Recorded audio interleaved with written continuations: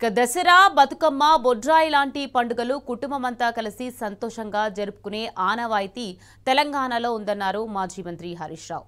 గ్రామదేవత అమ్మవారి ఆశీస్సులతో అందరూ సంతోషంగా ఉండాలని ఆయన ఆకాంక్షించారు. ఇక హైదరాబాద్కు పెద్ద కంపెనీలు వచ్చి మళ్లీ పూర్వ వైభవం రావాలన్నారు.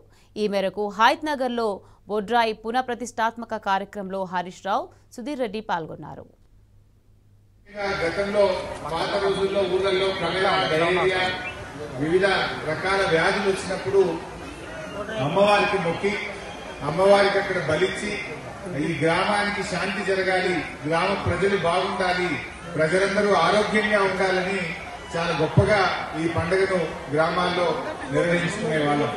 ఇవాళ హయత్ నగర్ హైదరాబాద్ లో అంతర్భాగమైనా కూడా మన సంస్కృతిని మన సాంప్రదాయాన్ని మీరు చక్కగా కాపాడుతూ అందరూ అన్ని రాజకీయ పార్టీలు అన్ని కులాల పెద్దలు కలిసి ఈ పండుగ ఇంత ఘనంగా జరుపుకోవడం చాలా చాలా సంతోషం.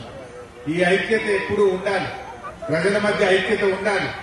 నిజంగా మన తెలంగాణ సంస్కృతి ఎంత గొప్పదంటే బతుకమ్మ పండుగ అయినా, దసరా పండుగ అయినా, బొడ్రాయి పండుగ అయినా కులాలకు మతాలకు అతీతంగా ప్రజలందరూ కలిసిమెలిసి చేసుకునే గొప్ప సంస్కృతి సాంప్రదాయం మన తెలంగాణలో ఉంది.